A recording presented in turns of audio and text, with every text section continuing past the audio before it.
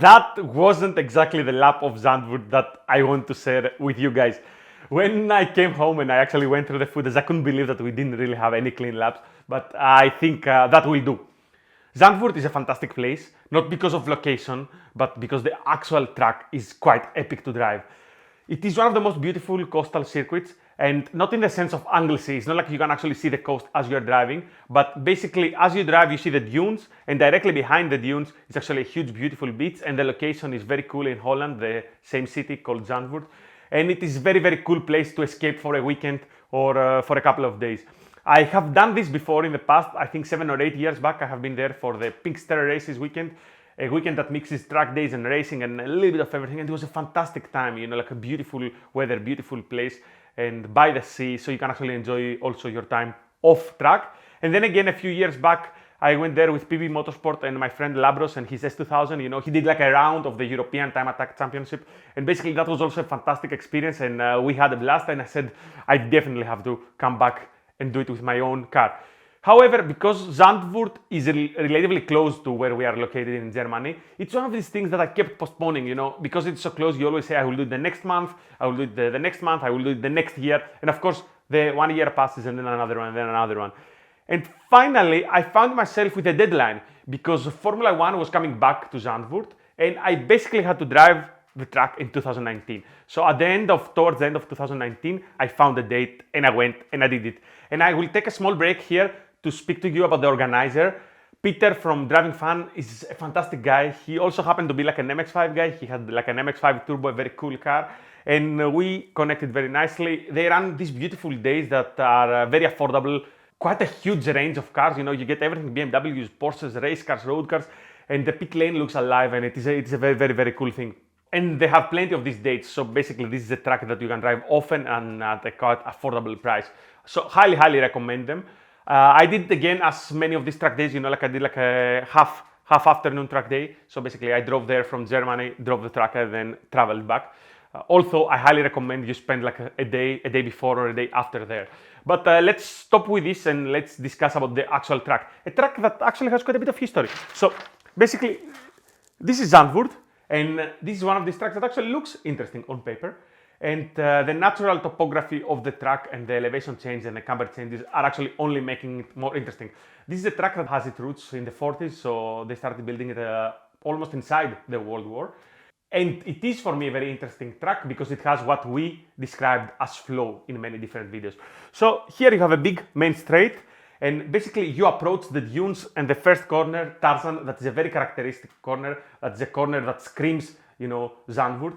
And especially if you like MX-5s like we do and you have watched some Max-5 racing, you know, you have some very vivid images of the whole field of MX-5s going down to Tarzan and the carnage that comes after. So anyway, Tarzan is a very cool corner, quite late apex, quite a bit of camber on the inside, so tricky braking zone, and then you have to drop the car in. Still, you can carry more speed than you normally think, but you want to have like a hard exit because this, what follows here, is a small straight. There is a left and a right, blind S's sort of, you know, but they are actually, you want to enter at least the first one as fast as you can. The second one, sort of the same, because instead of preparing here for the hairpin that takes the name from the circuit director, basically you don't want to be completely on the right for the hairpin. You want to be sort of in the middle of the track, I would say. So I put priority here on the right than on the entry of the hairpin. Then of course you want to have a very good exit out of the hairpin, and you're gonna see that this is again we're talking about the 3D elements. So basically it's a downhill braking zone, you turn in and then the track turns uphill. So of course this corner here, this hairpin is much trickier in real life than it looks there, and it's actually quite easy to have the car like oversteering in the exit, but you want to have like a good clean exit because basically what follows here up until to turn 6, you know, is a very big straight. And if you are in a well set up car and you actually keep it flat, it's a fantastic sensation because of course you are cornering, you're doing like right, left, right. So basically it's like a very fast set of faces and very satisfying to do right. Again, I couldn't do this, I think in this lap I find actually traffic and it doesn't look right. But when you do it right, and I had 1 or 2 laps that I think I crossed through this part almost flat, it is a very, very fulfilling thing. Turn 6 is a little bit tricky because again it's a bit difficult to understand where you put your turn in. It's actually quite a long corner. And here, this part masters, I would say 7, 8, 9. Again, a tricky part. I think in the rain there are plenty of accidents here. It happens that masters 7 is actually quite a bit tight. Then the next corner, 8, is actually quite fast. And then here, turn 9 is actually tricky braking zone. The car is transitioning. The car is not really straight for that braking zone, which makes it for an interesting braking zone. And again, it's a little bit tricky to understand where is your apex because it's a bit of like a double corner, you know. And of course, back on the accelerator hard for another hard braking zone at turn 10. Turn 10 is actually quite slow, but important again to have a good exit because you basically have all this straight to accelerate. And at the end of this straight, and you can use any of the markers that you want. Some people use the brake markers, some people use the line on the ground or the bridge for what will actually cue you to brake for the chicane.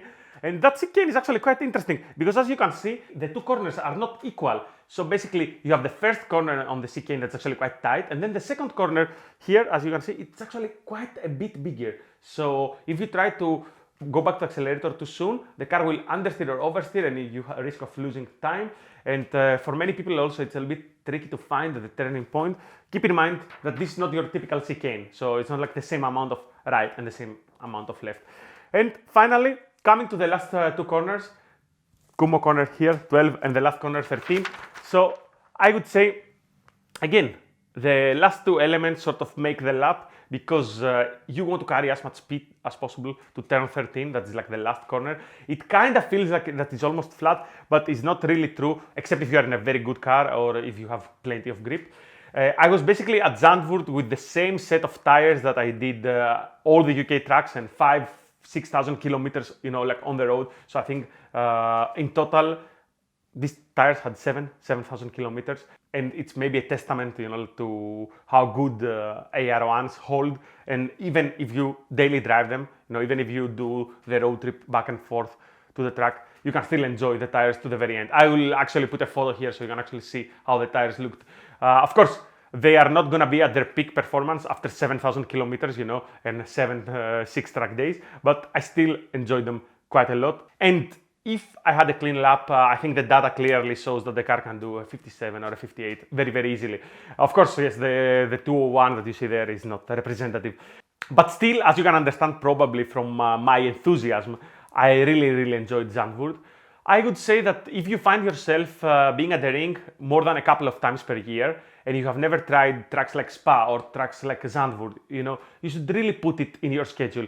I don't really see the point of sitting like in a busy car park, and enjoying 2 or 3 average laps on TF than basically taking one of your best friends or 2 of your best friends and you go together for a weekend in Holland and you do a cool track day at Zandvoort, or you go for a weekend in Belgium and you do like a cool track day at Spa. So if you're a car guy and you're basically in the area and you can drive these tracks, I highly recommend you do, because also these tracks might not be there forever. So in this case, the Formula One redesign didn't destroy the track. So from what I understand, it's still a very, very cool place to drive.